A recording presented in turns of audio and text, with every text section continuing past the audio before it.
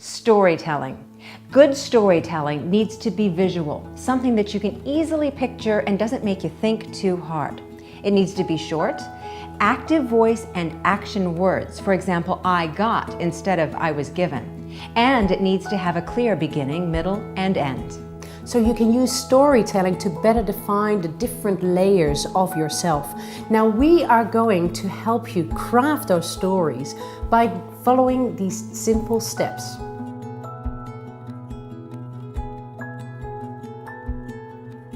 Step 1. Brainstorm a few examples of how you've problem solved. You've probably shared a few of these stories anyway, in job interviews or with friends, especially if the solution you found was actually pretty clever, a little bit funny, or has a surprise ending. For example, when we moved into a new home and we had a sectional sofa that fit together like an L, which had a pull-out bed, it wouldn't fit into the room we'd chosen for it, nor would it fit anywhere else, so we thought we'd have to donate it. I was frankly a little annoyed that I was going to have to spend more money than I budgeted to replace the sofa when my 10-year-old son, who had been studying the situation quietly, said, why not simply switch the two sections around? They weren't supposed to fit together that way, and doing that created a gap at the corner where they joined. But we soon discovered that gap made a nice place to put a basket stacked with magazines.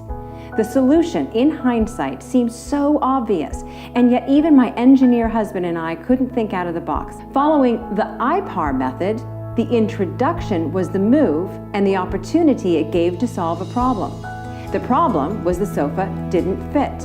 The action was looking at the situation and thinking out of the box, piecing together the sofa in a different way. The result? The sofa was saved.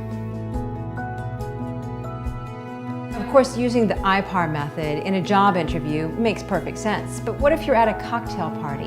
How do you strategically message one of your core talents or an element of your layers in a way that seems natural but gets across what you want it to? Well, that's what we call gentle networking. So, for example, even a core talent like problem solving, you can say, well, if you're asked what do you do, my passion is problem solving. I really love to help people get things across the line and complete projects that they're struggling to do on their own.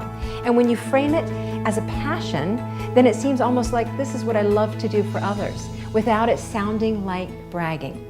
So there are many ways that you can tell stories and structure them in a way that gets your message across in a firm but friendly way.